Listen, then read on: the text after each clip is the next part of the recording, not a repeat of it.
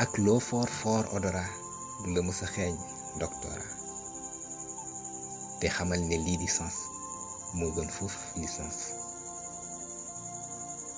ñàkk àlliwa nag taxula ñàkk xam-xam bul sëf rekk say téeri ni mbaam wéyal di nekk ci li nga nekk bu dee lu baax yàlla la cay fekk.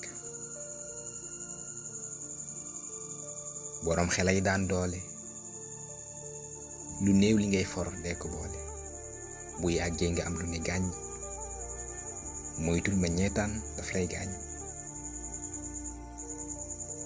doy loo li nga am nag amul njëg yàlla rekk ay joxe wërsëg kon santal te ñaan mu dolli la ndax kat mbir mi moom rekk la aji gànn seen doylu.